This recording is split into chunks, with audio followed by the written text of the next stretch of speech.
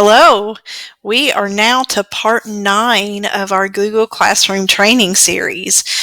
We've learned all about setting up our class, setting up our stream, and in the last video we went to our classwork page and we started setting up categories or topics, or another word you might hear that referred to as modules. So we created those topics, and remember, those topics create sections in the center of your screen to navigate around, and they also create shortcuts to the left that make it easy for students, parents, you guys to click onto to access things at the bottom quickly.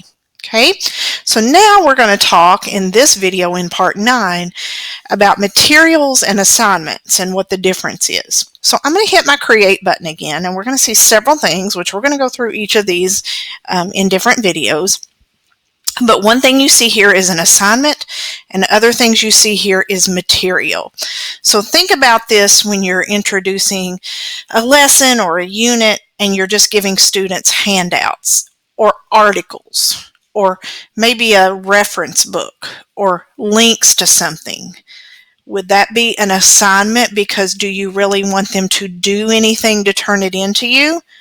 No, you just want them to have those materials in their hands for their own reference during the lessons or the units. Okay, so when we create material, this is where you're going to put links that you need students to access, documents that you need them to read or look at, copies of articles, PDF files, Word documents, slideshows, the things that you want them to just look at, read, or refer to, or watch so that they are familiar with the lesson.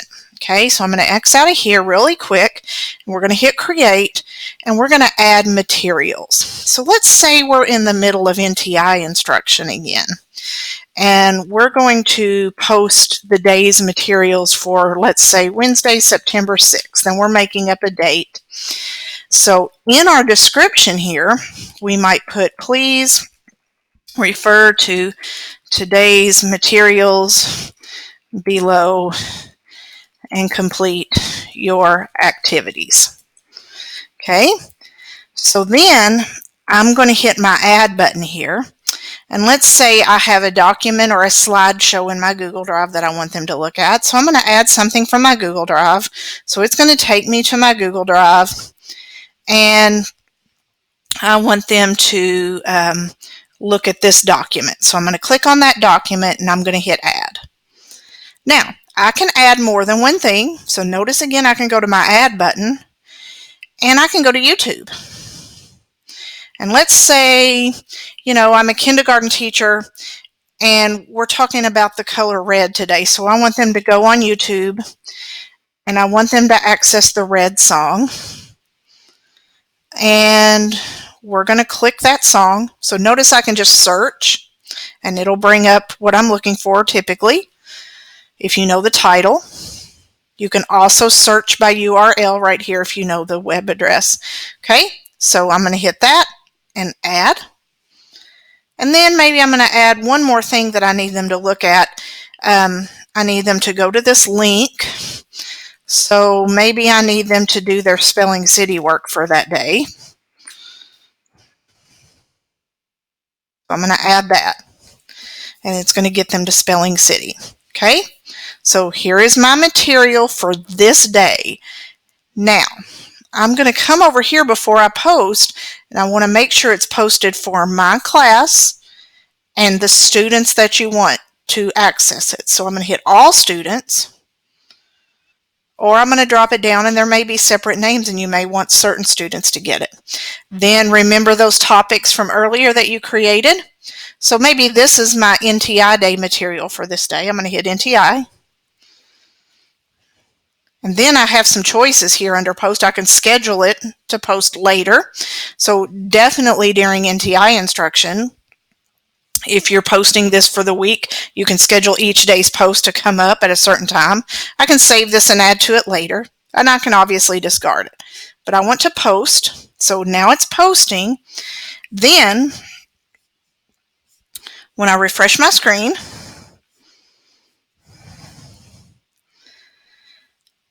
Notice when I go to Wednesday, September 6th, I can click on it and it's going to show all of those materials that I just added. Remember, these are not necessarily things that you want them to do or turn in. Now let's talk about an example for just some time during face-to-face instruction. I want them to find the article, so I'm going to hit Create Material again. And, we're beginning to read whatever our novel study is. Okay, you might have a title of a book there. Please read the passage and be ready for class discussion. Or maybe you're doing a book club group and this is the passage that you want them to read and discuss. I'm going to hit Add. Maybe that passage is saved in my Google Drive. Maybe it's on another file on my computer somewhere.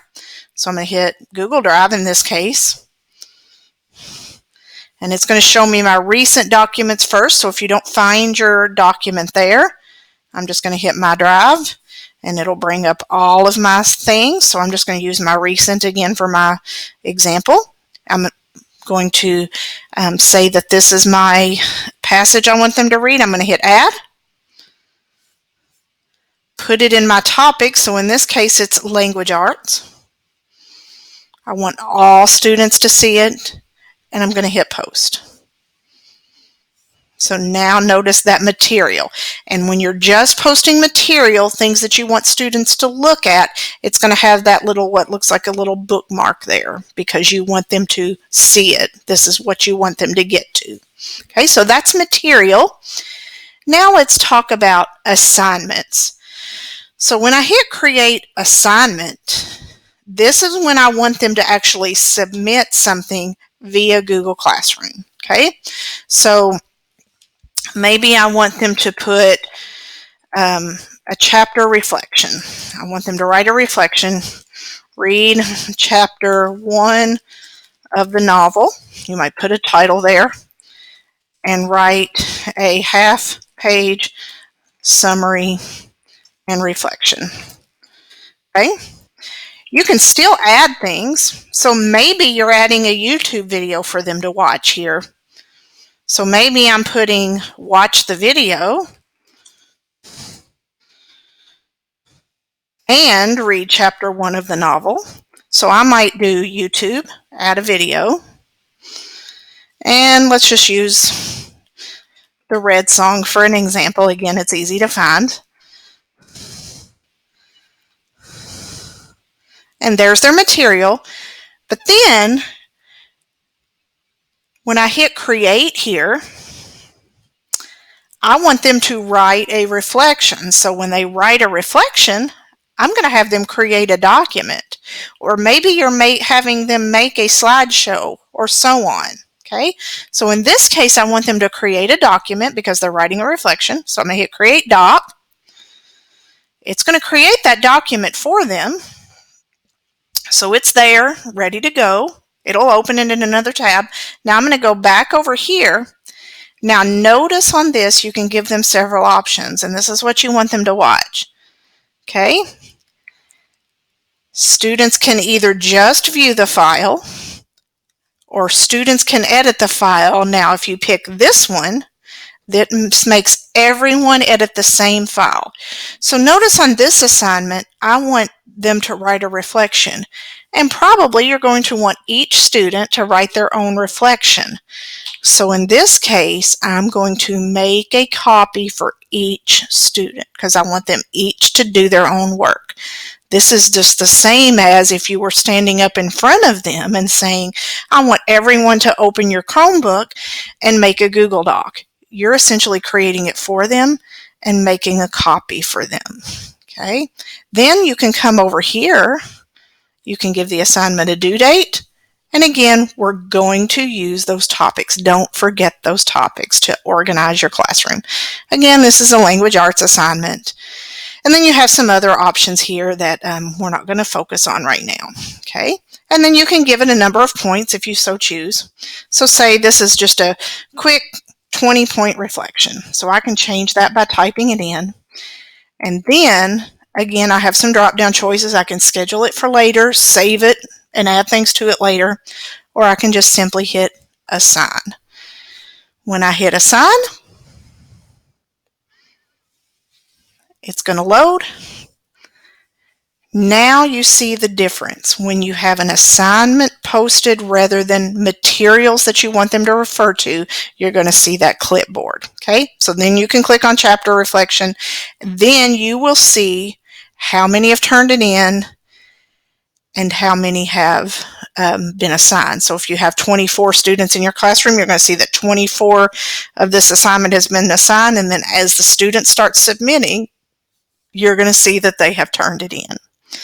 Okay, if you have any questions about creating materials for students to refer to or assignments that you want them to submit, please let me know and I'll be happy to assist.